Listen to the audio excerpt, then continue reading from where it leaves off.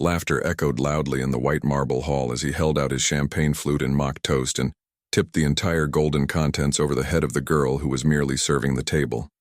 She froze, her wet hair sticking to her face, while everyone's eyes, including those of his mother, his rich fiancé, and the family photographer, pierced her like daggers of shame. "That's how you learn not to touch anything that isn't yours," he said with a sneer. And while the others laughed, she simply lowered her gaze, silent. She didn't scream. She didn't react. She simply whispered something that no one heard. "You don't know who I am." The next moment, she turned slowly, as if she owed no one anything, and left the hall. But at that very moment, a gaze followed her uneasily. A single gaze wasn't laughing, and that gaze was going to change everything. 3 days later, the groom's father's house was raided by reporters. A corruption scandal came to light. Secret documents were leaked. Copies of illegal transfers appeared out of nowhere. The patriarch's name fell like radioactive dust on the family fortune. The wedding scheduled for Saturday became a buzz about imminent cancellation. But what no one knew, and what the anonymous lawyer responsible for preventing the total freezing of the family's assets discreetly revealed, was that a woman had left an envelope at the company's reception a few days earlier, with evidence that could partially clear the groom's father's name. "She saved you from the worst," the lawyer said, and in the corner of the note just 3 words were written in small letters: "For whom I loved." He recognized the handwriting, and felt the ground shake from under his feet, because the last time he had seen that handwriting was on the champagne-soaked napkin he had thrown away the day he humiliated her. The room that had once throbbed with laughter and clinking glasses now seemed too quiet, as if the golden walls were absorbing the tension left in the air. Ethan Belmont was the name behind the Belmont construction empire, one of the most talked-about surnames in the city's business newspapers and society columns. Young, rich, arrogant, and heir to a fortune built on concrete and secret deals, he always thought he was 2 steps above everyone else. At 32, he wore his engagement to Alana McIntyre like a social medal, a marriage more strategic than romantic, sealing the merger between 2 millionaire families. Everything was meticulously calculated: the dress, the groomsmen, the photographers, and most importantly, who could and could not breathe near him. The party the week before was just another event to reinforce this image, until that girl, with brown eyes and a simple uniform dress, crossed his field of vision. She worked there as a waitress, but there was something about the way she walked among the people, the way she avoided arrogance with a kind of calm that was irritating. Ethan hated it when someone seemed not to fear him, and she clearly didn't. Her name, according to the nameplate, was Helena. That was it. Helena. No last name. No forced smile. Just that look that would stare at him for seconds longer than was acceptable, and that was why he provoked her. First with acidic phrases, then with a rude comment in front of the team, and finally with the glass of champagne. He thought that would get some reaction, a plea perhaps, but all he got was that mysterious whisper and a silence that seemed more powerful than any shout. Ever since then, something had been bothering him. Even with Alana planning the details of the ceremony, like an executive on a diplomatic mission, Ethan seemed distracted. He was quieter, more restless. Sometimes he would look out the window as if he expected that girl to come back. But she didn't come back. Not even to get her paycheck. Not even to respond to the manager's discreet attempts to find her. It was as if she had disappeared from the map. And it was precisely in this void that the scandal broke.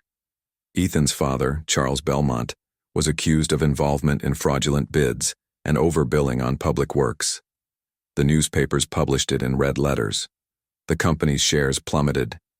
And suddenly, the wedding, which was supposed to be the event of the year, became the backdrop for a possible corporate collapse. But then the envelope arrived, delivered discreetly, with precise information that removed Charles's name from the center of the investigation and placed the blame on a former director. The fortune was partially preserved, and the note signed "By whom I loved" fell like a blade on Ethan's chest. Because he knew it was her, but he didn't understand how. Who was that girl? How did she have access to confidential documents? And above all, why would she have done that, even after everything he had caused her? The questions began to push everything he believed in to a more uncomfortable place. And for the first time, Ethan Belmont realized that maybe he wasn't the center of the story. Helena never had a surname that opened doors. No godparents, no inheritance, no protection. Her childhood was a series of train stations and faces that disappeared in the rearview mirror. The daughter of a cleaning lady who died too soon and an absent father who never returned, she grew up with her maternal grandmother in a house too small for so much silence. At age 7, she learned to wash clothes for neighbors. At age 11, she was already cooking for others. She never complained. She never asked. It was as if she had come into the world with an involuntary pact of resistance. She studied hard, despite her absences. She wrote in old notebooks that she kept as war diaries. But she carried a wound that only grew with the years: abandonment. Once, when she was still a teenager, she was temporarily adopted by a family that promised to give her an education and a future. It was only for one summer, but she never forgot what she heard one night when she went downstairs to fetch water. She's smart, but she doesn't fit in. She seems to know too much.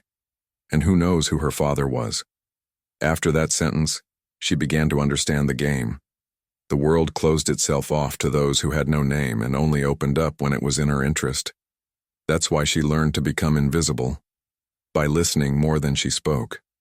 By observing every detail of people, their pauses, their inconsistencies, their lies disguised as affection. It was this skill that later made her noticed by a mysterious woman who frequented the library where Helena worked as an intern. This woman, whose name she never fully revealed, offered her an online course. Then another, and another. When Helena realized it, she already knew how to read legal documents as fluently as she read novels. She learned about contracts, about laws, about the backstage of companies. She wasn't officially a lawyer, but she was an informal consultant for a network that monitored abuses of power in public works. He acted discreetly, always in the shadows, always with a code name. The woman disappeared years later, but left an email address for contact, and a phrase that Helena remembered: "You'll know when it's time to use it." Since then, Helena had been dividing her time between humble jobs, cleaning, hosting events, waiting tables, and a silent world where famous names were mentioned in the documents she helped organize and expose. She didn't do it for revenge, but for justice, and mainly because she knew that the world would never be fair to people like her unless someone shed light on the behind the scenes. The event at the Belmont house was just another extra job to pay overdue bills. But when she saw Ethan, she recognized more than the arrogant face of a millionaire playboy. He recognized the last name from an old dossier, a name that was on a fraudulent contract that she had been keeping for years, waiting for the pieces to connect. And when he humiliated her, she didn't break, because she had been broken so many times that she had learned to bleed inside without leaving a trace. What he didn't know, what no one there knew, was that at that moment, he had provoked the only person in that house capable of deciding the fate of his entire family. And she would decide, but not in the way anyone imagined. It all started as a dirty game on a boring late afternoon, when Ethan, already dressed in his tailored Italian suit, blurted out a sentence without thinking much: "I'm going to make the waitress fall in love by Saturday." 4 men laughed mockingly. They were his childhood friends, all heirs like him, accustomed to turning lives into toys and stories into trophies. One of them replied, "If you can do that before your fiancé's dinner on Thursday, I'll pay for the wedding champagne. If not, you'll wait on her table in an apron." Everyone laughed. It was the kind of bet that only untouchable men make. The kind that no one really thinks will go wrong, because they believe they control everything and everyone. Ethan looked at Helena once more. She was collecting glasses from the balcony with a loose bun and restrained steps. There was something about her that defied the script, and that's why he accepted. He said, "Deal. And when I win, I want that Swiss watch too." It was done. The deal was simple. By Thursday night, she would have to show clear signs of emotional involvement. They would observe. They would evaluate. And they decided to start subtly. Ethan asked the manager to assign her only to his wing. He invented a story about spilling wine on the tablecloth, just so she would come back. And little by little, between requests and glances, he began to plot the game. But Helena was not naive. She felt it. She didn't know exactly what. But there was something in his eyes that alerted her. It wasn't desire. It was vanity. A desire to prove something to others. She had seen that kind of look before, in men who didn't look at her but at themselves through her. In the following days, he insisted. He offered exaggerated tips. He discreetly complimented her posture. And at one point, he left a folded note inviting them to talk away from the noise. She didn't respond. She didn't tear up the note. She simply returned it on the tray with a small handwritten note. Not everything can be bought. The phrase irritated her. And so, on Thursday night, he decided to act more directly. Alana, his fiancée, was at the charity event with the press. The room was full. And Helena walked by with the trays, discreet as always. Ethan approached from the side, picked up a glass, looked her in the eyes, and said loudly enough for everyone to hear, "Would you like to toast with me since you're so interested?" That's when she stopped. Their eyes turned. And before anyone could respond, he threw the liquid over her, as if sealing the end of the game. Laughter erupted, not only from his friends, but also from his fiancée, who didn't understand but found it funny. Helena didn't cry. She didn't tremble. She just looked at him like someone who sees a boy playing with fire without knowing there's gasoline around. She said that enigmatic phrase, "You don't know who I am," and left. And it was at that exact moment that karma began to take shape. Because while they were laughing, she already knew exactly what she would do with the documents she had saved. He knew the name of the company involved. He knew his father's role. And he knew what was really rotten behind the walls of that mansion. The first time Ethan spoke directly to her without an audience was 2 days before the glass scene. The room was still being prepared for a private meeting with shareholders, and he, bored, went downstairs early just to watch the action. Helena was arranging the central table with precise movements and without wasting words. There was something absurdly restrained about her, as if every gesture had been calculated not to attract attention, which ironically made her attract even more attention. He approached slowly, leaned against the back of one of the chairs, and said, "You take this too seriously." She didn't look at him. She finished lining up the last glass, took a step back, assessed the center of the table, and only then replied, "Someone here has to bring it." That disarmed him a little. It wasn't the answer he expected. He had prepared himself for irony or flattery, not for dry honesty. "What's your name again?" he asked, even though he had already read her name tag. "Helena," she said, now looking at him. Her gaze wasn't harsh, nor defensive. It was just direct, no artificial sparkle. "Just Helena?" he teased with a slight smile. "It depends. For some, that's enough." The silence that followed wasn't uncomfortable. It was awkward. Ethan didn't know how to continue. There was something in her eyes that didn't match her service uniform. It was as if she were talking to someone who already knew too much. And that bothered him. But it also intrigued him. "How long have you been working in this?" she ventured. "With tables, or with people who think tables come with built-in servitude?" she countered, without raising her voice. He frowned slightly, not in anger but in surprise. She spoke with a calmness that dispelled any sarcasm. It was as if she had mastered the wordplay to the point where she didn't even need to use heavy tricks. "You don't look from here," he ventured again. "Neither do you," she replied. "But unlike me, you think you belong everywhere." It was like a mirror forced in front of his face. He laughed, a little embarrassed, as if trying to hide his discomfort. "Do you always talk like that?" he asked. "Only when someone tries to disguise an insult with charm." And before he could say anything, she turned and left. Not in a hurry, but with the firmness of someone who is no longer interested. That conversation, however, Brief it may have been, disturbed him. In the following days, Ethan looked for her in the hallways. He tried to be less offensive, more casual. But Helena didn't react. She fulfilled her duties, maintained her composure, and never again prolonged any conversation. He didn't know it, but every sentence he said was analyzed later, in silence, by her. Not with resentment, but like someone picking up pieces of a puzzle that had been forming for much longer. In that game of silent provocations, Helena already knew what she was carrying.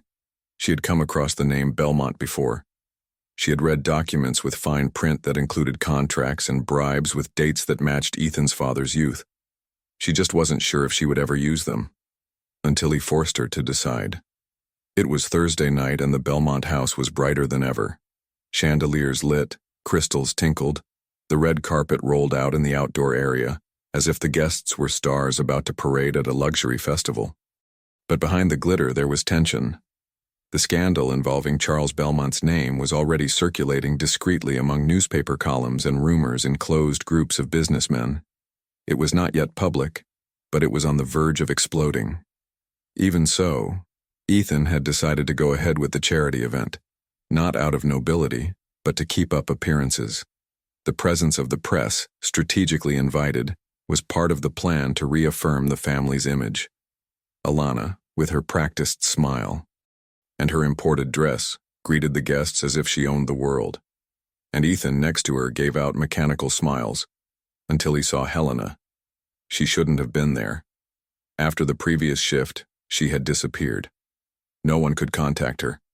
But there she was, silent in an impeccable uniform, serving the guests as if she were a part of the furniture. Ethan's blood boiled. He felt challenged. How dare she show up there after she had refused the ticket? After she had confronted him with sharp words? It was as if her mere attire that night threatened what was left of his vanity. And worse, he knew he couldn't ignore her. He couldn't forget her. And that infuriated him. When he saw her approaching with a tray of glasses, he decided to act. He looked at his friends, all attentive. One of them was already discreetly getting his cell phone ready. This was his chance to seal the bet, to win it publicly. Ethan raised his glass, looked directly at Helena, and said loudly, as if making a toast, to those who think they can mingle without being invited. The laughter came quickly, venomous. Helena paused for a second, holding the tray tightly. But he didn't stop there. He took a step forward and, in front of everyone, added, "Let's toast to those who forget where they came from." And with a rehearsed movement, he tipped the contents of the glass over her, as if he were baptizing her with the champagne of humiliation. The liquid ran down her hair, down the shoulders of her white uniform, dripping slowly onto the marble floor. The room froze for a second, and then, as if in a cursed script, laughter began, including from the bride herself, who didn't understand the context, but found the scene funny. Ethan kept smiling. He expected her to lose control, to scream, to run, but what came was worse. Helena looked up, took a deep breath, and said simply, in a firm tone, "You don't know who I am." Then he turned, walking among the guests, with a dignity that made some smiles. "Stop halfway." Ethan stood still. For the first time, I didn't know what to do. The game seemed won, but for some reason, victory tasted bitter. Because that woman, covered in champagne and contempt, left there more whole than all those who laughed. The next morning dawned heavy. The sky seemed covered by a thick cloud, the kind that doesn't shed rain but sucks up the daylight. Ethan woke up restless. He had spent the night mentally replaying the scene with the cup, trying to convince himself that he had done the right thing. His friends congratulated him as if he had won a war. Alana didn't even comment, too preoccupied with the details of the wedding. But something inside him seemed out of place. Helena's face came back, even when he closed his eyes. Her words echoed like a riddle. "You don't know who I am." He tried to find out. He discreetly asked the buffet manager for her full name, but only received a hesitant look. She left the system. She quit yesterday. She left no contact details. This bothered him even more. It was as if she had appeared and disappeared in a parallel script that he didn't understand. In the middle of the afternoon, he received a white envelope with her name handwritten on it. No return address, no stamp. Just the paper, delivered by an anonymously hired motorcycle courier. Inside was a simple copy of an old email exchanged between Ethan's father and a construction manager. It was a scandal disguised as an agreement. Numbers, figures, signatures. And at the end, a line highlighted in red. Belmont demands absolute silence about the additional transfer. Ethan's heart pounded. He'd heard rumors but never seen any proof. Until now. Next to the paper was another handwritten note. Not everything that's hidden under the rug stays hidden. H. Ethan read it 3 times. Then once more. The H was obvious. The contents of the document were real. He knew they were. His father's name, the signature, the contract number, everything was legitimate. But why would she have that? And why would she send it like that? He remembered a lazy night, months ago, when his father mentioned a ghost consultant who was bothering him with some contracts, a woman who knew too much, who left no trace. At the time, he didn't pay any attention. But now, everything made sense. Helena was that woman. The waitress wasn't just a temporary employee. She had access, she had files, she had power. And the most absurd thing, she hadn't used anything against them yet. Quite the opposite. The envelope was a warning, not a threat. And he realized this when he found, on the back of the note, a simple request. Fix what you can. You can still get out of this with your hands clean. Those words were free of hatred. There was no desire for revenge. There was lucidity, justice. He tried to call his father, but was ignored. He sent a message to one of his friends, asking them to try to locate Helena. Nothing. No sign.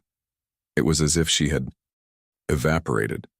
But what Ethan didn't know was that she was only withdrawing to watch from afar, because her plan was never to destroy him. It was to wake him up, show him that the power he believed he had was fragile, that a gesture of cruelty could light the fuse of something much greater. And she had lit it, just not with screams or revenge, but with the truth. Ethan spent the next few days in a state he couldn't name. The newspapers were beginning to discreetly report on the involvement of the Belmont name in a network of suspicious contracts.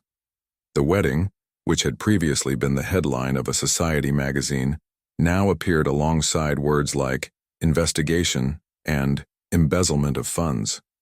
Alana seemed increasingly distant, busy with emergency meetings with image consultants and trying to convince the press that it was all just unfounded attacks from the competition. But Ethan could no longer pretend.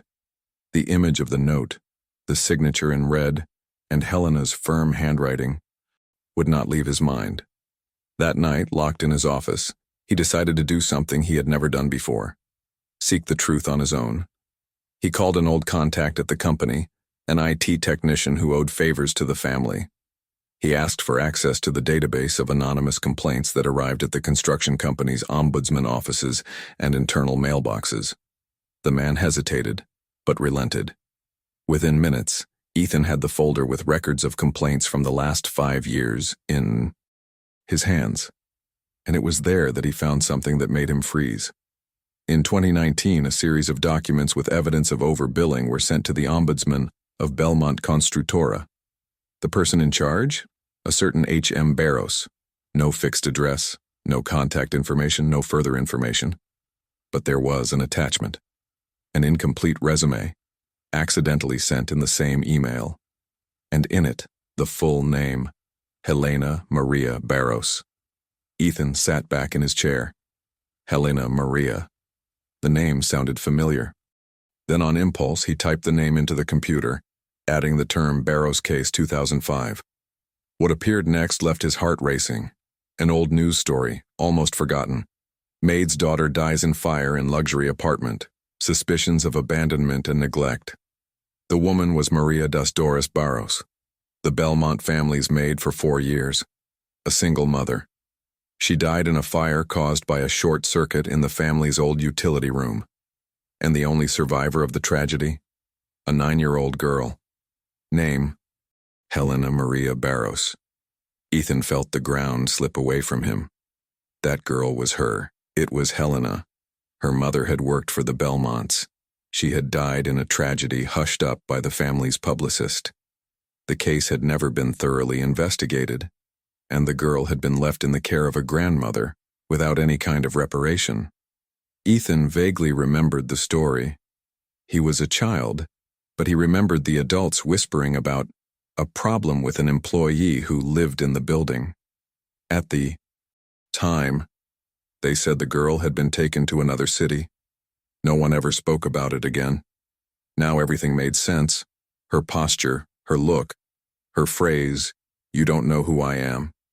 She knew. She always knew. He knew where he was stepping.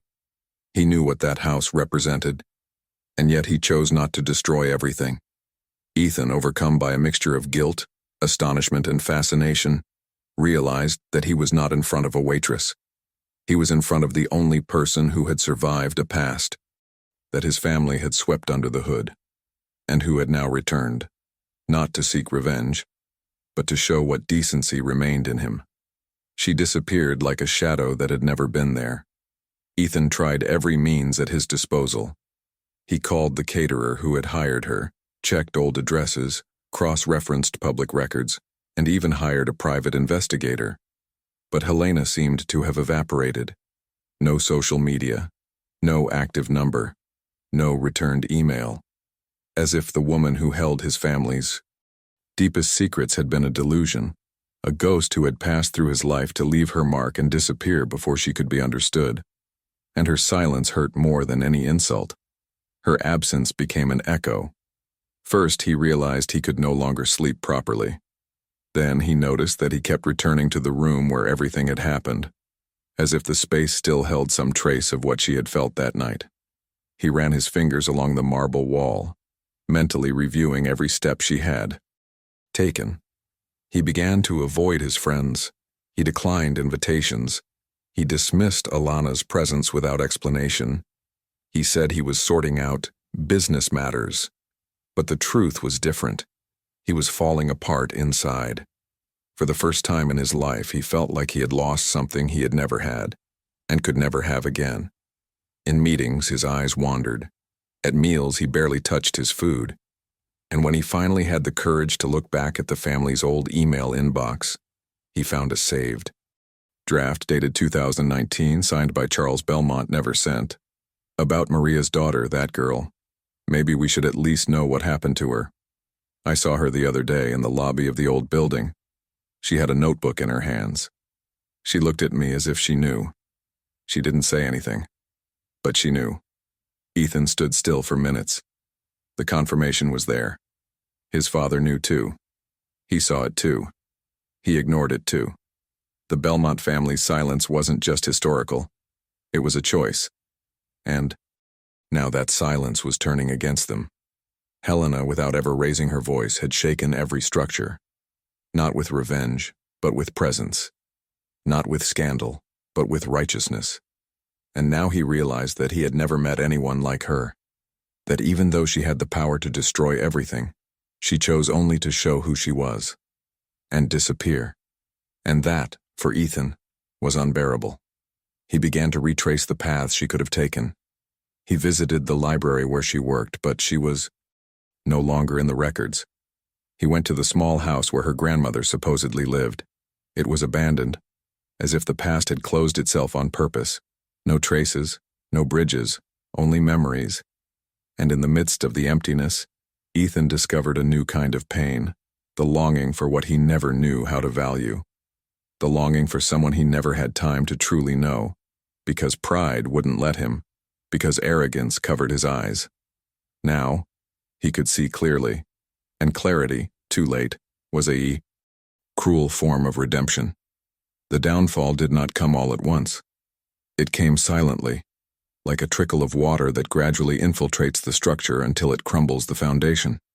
First, there were the stares in the company's hallways. Then, the whispers in board meetings. Ethan realized that something had changed in the air, a lack of respect that he could no longer contain with authority. The partners began to make decisions without consulting him. His name, which used to open doors, now raised eyebrows. When his father's scandal finally came to light in detail, the media dove into the story with hunger. The headlines were plentiful. Belmont fortune under suspicion. Emails indicate prior knowledge of heir. Alana McIntyre's fiancé implicated in strategic omission. Ethan tried to control the narrative, but it was too late. People didn't want explanations. They wanted a villain. And he fit the bill perfectly. On social media, venomous comments began to be made. Interviews were cut, and partner brands distanced themselves. Even Alana, pressured by her advisors and family, decided to postpone the wedding until everything was cleared up. The note was published on all the news portals, and in the midst of the hurricane, Ethan found himself alone. For the first time, there was no one around. No friend who would stand by out of conviction. No fiancé who would hold his hand. No father who would take responsibility for his mistakes. Charles Belmont opted for strategic silence. He disappeared from public appearances, and Ethan was left to face the invisible court of public opinion, a court that neither forgives nor forgets. And it was in this deafening silence that he missed a single voice the most: Helena.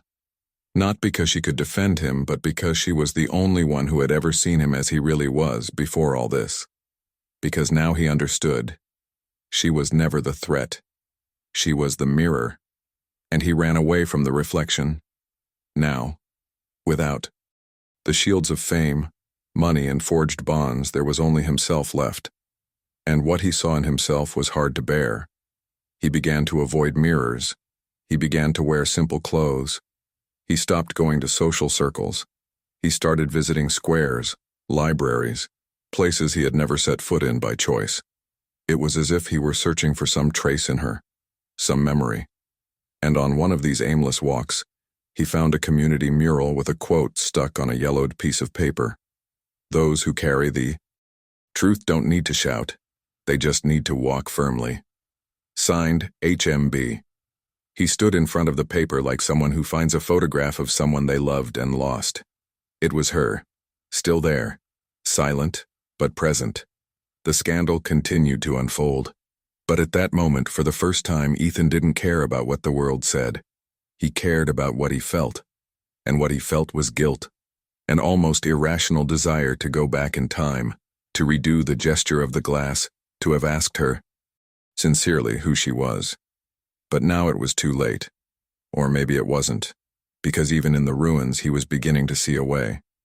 The fall was the beginning, the pain, the process.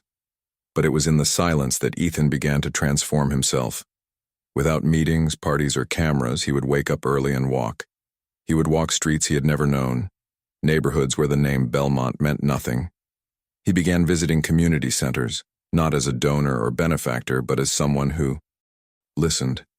He heard stories that would never have interested him before, of single mothers, of young people without access to education, of exploited workers. And in every face, in every sentence, he saw a fragment of Helena. She was in everyone who resisted with dignity. He began to frequent a small public library. He wouldn't say who he was. He would sit in the corner, reading about ethics, history, and legal cases similar to those the family business was facing. One day, he found a book with notes in the margin, a handwriting he recognized immediately. It was her. Helena had been there. Suddenly, each scribbled word became a map. He began collecting these notes as if they were letters. It was as if she was guiding him from afar. He began to write, too. Texts that he didn't show to anyone. Reflections. Letters that I would never send. And with each sentence, he let go of a bit of the arrogance, the coldness, the vanity that he had once worn like armor. He tried to understand more about Helena's mother. He read everything he could find about Maria das Dores. He discovered that she had made complaints about the terrible conditions of the family's old building, that she had not been heard, that no one had cared. And then he understood. The fire was not an accident. It was a consequence.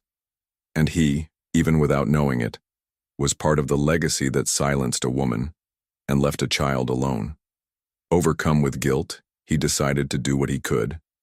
He publicly admitted his mistake, not his father's crime, which was still being investigated, but his own omission, his arrogance, his disregard for a life.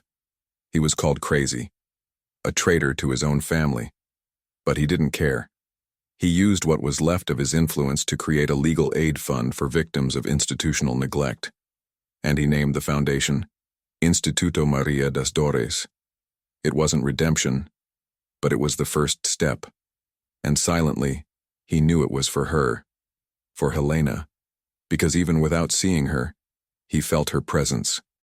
In every action he began to take, it was as if she were nearby, watching, waiting to see if his transformation was real, and he wanted it to be.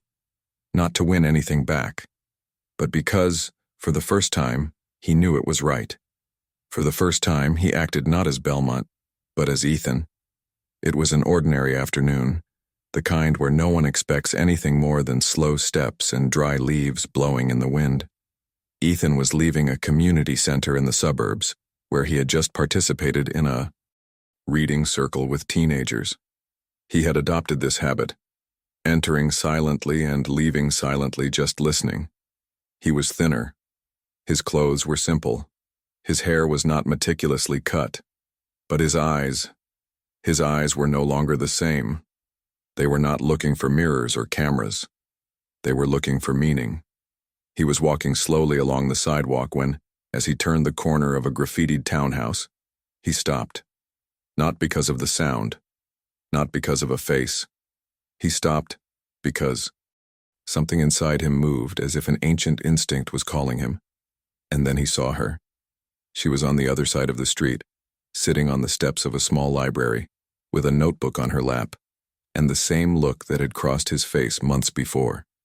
Helena.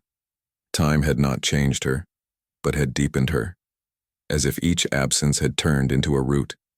She saw him too. She did not get up. She did not run away. She did not smile. She simply watched. He crossed the street as if he were stepping on sacred ground. When he stopped in front of her, he didn't know whether to apologize or just be grateful for still being able to see her. "Did you know I would find you here?" he asked, his voice lower than ever. "No," she answered. "But I knew that if you really changed, you wouldn't stay where you were." The silence between them was long, not awkward. It was as if they were both listening to the noise of the world around them, and, at the same time, everything was on pause. Ethan sat down next to her without asking. They stayed there, watching the cars pass by, the people going about their daily lives, oblivious to that moment that carried the weight of an entire story. "I read about the Institute," she said. "I didn't think I would name it after myself." "It wasn't out of charity," she answered. "It was because I needed to start somewhere. And that name, it reminds me of what I can never ignore again." Helena took a deep breath. "You don't owe me anything, Ethan."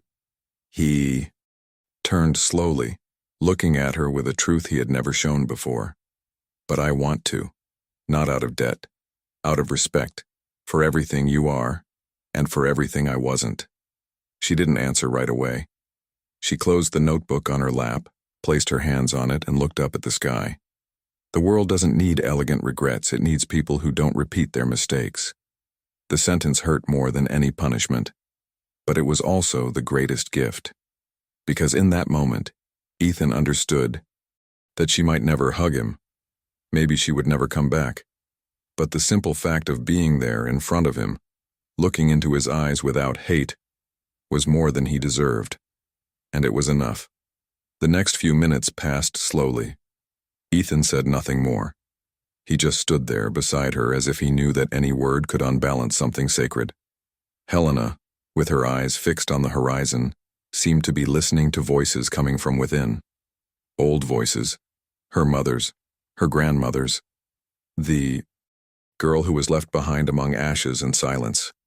Everything was mixed together in that moment. The man beside her was no longer the same one who had humiliated her in front of everyone. His gaze was different. It bore marks, tiredness, recognition, but also hope. And she knew that forgiving did not mean forgetting. It did not mean erasing what he had done, nor what her family had destroyed. Forgiveness was not a prize. It was a decision that could only be made when the pain no longer had anywhere to hide. And perhaps at that moment the pain had become something else. Helena stood up slowly. He did not stop her. He just looked up respectfully. She stood before him for a while. Then she placed the notebook on the stone bench next to where he was sitting. "It's all here," he said. "My notes, what I saw, what I know, the pain I carried." Ethan looked at the notebook as if he were looking at a relic, but he didn't move. "If you ever want to understand what true justice is, start in the margins, not in the books." He nodded with his eyes, not daring to interrupt. Helena took a deep breath, fixed her hair with a delicate gesture, and with the same serenity with which she had entered his life, began to walk away. Ethan, not knowing what to do, stood up. "Are you coming back?" he asked. She stopped, without turning around. "Maybe, but not for you. For me." And then she walked unhurriedly, with her shoulders light and her conscience intact. He didn't follow her, not because he didn't want to, but because finally he understood. She didn't need to be saved. She never had. He was the one who had been saved, and he didn't even realize it. Not with words, not with grand gestures, but with her presence, with her silence, with her decision not to hate, to just leave, whole. Ethan sat down again. He picked up the notebook and opened it to the first page. There, written in firm letters, was just one sentence. "Saying goodbye is also loving, especially when the other person hasn't learned how yet." He closed his eyes and let the silence do what no words could. Teach him how to love with absence. Months later, on a cold, gray afternoon, a new sign was installed at the entrance of a small legal aid center in the city's suburbs. It read in discreet letters, "Espacio Helena Maria Barros. To listen to those the world has learned to ignore." No inauguration with photographers, no speeches, just a small line of ordinary people waiting to be served. Among them, a boy clutched an old notebook to his chest, and behind the counter a young intern smiled with eyes that reminded her of hers. Ethan watched from afar, sitting on a bench in the square with a closed book on his knees. He didn't go in. He didn't need to anymore. There, on that ordinary corner, the world went on, and so did she. They never saw each other again. They never exchanged words again. But in every gesture he made, in every case he supported, there was a memory of her, like a perfume that lingers in the room even after the door closes. The last page of the notebook she had left with him, yellowed with age, bore a single handwritten line. "When justice flourishes in silence, it is because someone has chosen not to seek revenge." He read that sentence every morning, and every night before he went to sleep, he left the notebook open to that page, because it was the only way he could keep hearing what she had never had to shout. If you've come this far, it's because this story touched something inside you, so comment below. I believe in the power of silence. Only those who have truly felt it will understand this sentence. Take advantage and leave your like right now. This will help spread stories like this to more people. Subscribe to the channel so you don't miss the next videos that are coming with even more emotion and silent justice. And now, don't leave. The video that is appearing on your screen will give you goosebumps. Click and watch. You will understand why certain people come into our lives to change everything without saying a word.